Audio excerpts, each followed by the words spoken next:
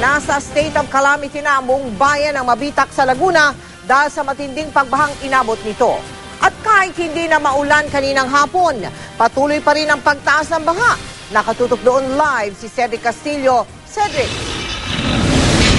Yes, Mel, habang papalubog ang araw ay muli na naman nagbabadya na bumuhos ang ulan dito sa may Mabitac, Laguna. At kaninang hapon ay bahagya nating nasilayan ang pagsikat naman ng araw.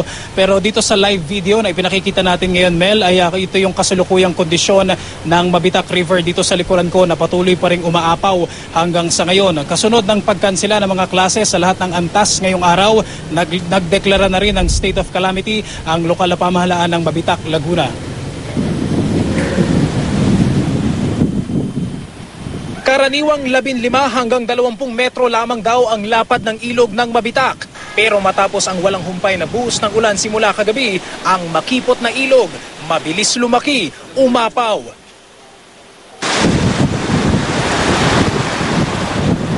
At tuluyang pinalubog ang ilang palayan, maging ang mga sementadong kalsada. Sa gilid ng Mabitac River sa barangay Nanguma, nakaalerto ang ilang residente. Pero si Vicky, hindi na raw kayang isugal ang buhay ng mga apo. Kami nagtataka hapon, wala nang ulan. Biglang lumakas ang tubig, bigla ang tubig.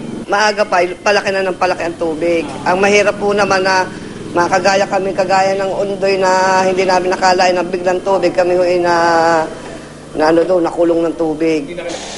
Sanay na raw sila sa pag-apaw ng tubig. Ika-4 na beses na raw ngayong taon na napilitan silang mag-evacuate. Sa iba't ibang panig ng Mabitac, hanggang binti o di kaya'y hita ang bahang sinusuong ng mga residente. 8 sa 15 barangay ang lubog sa baha at dahil walang pasok, may mga batang nagtampisaw, di alintana ang panganib ng rumaragas ang tubig. Sa kabila naman ng pagtila ng ulan kinahapunan, lalo pang tumaas at rumagasa ang baha dahil pababa pa lang daw ang tubig mula sa mas mataas na karatig na bayan. Maghapon pa yan. Hindi pa bumaba yung galing taas ang tubig. So maghapon pa itong baha ito? Maghapon pa yan. Pero paano kung umulan ba? Lalaki pa.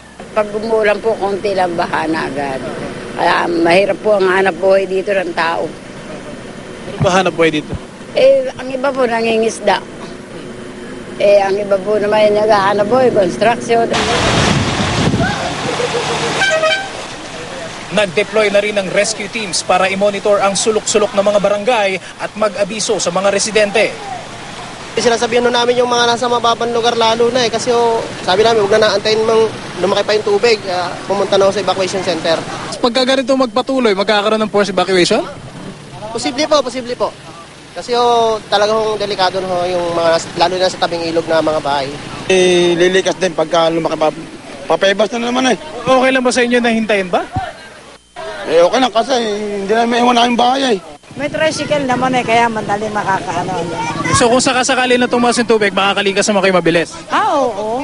Makakalikas naman.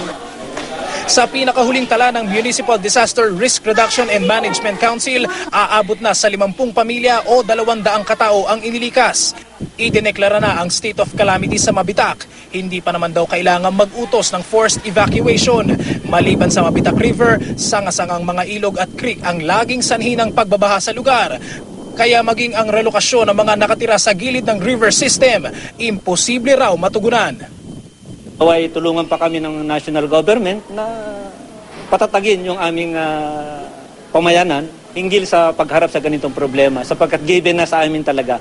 Maraming pagpaplano, kaso lang masasabi kong is implementation ng magpapaplano na sina-recommendation na for proper relocation, paano ko mai-relocate itong given na poblasyon? Ang Cats Basin talaga ang aming bayan pagdating sa banta ng ulan.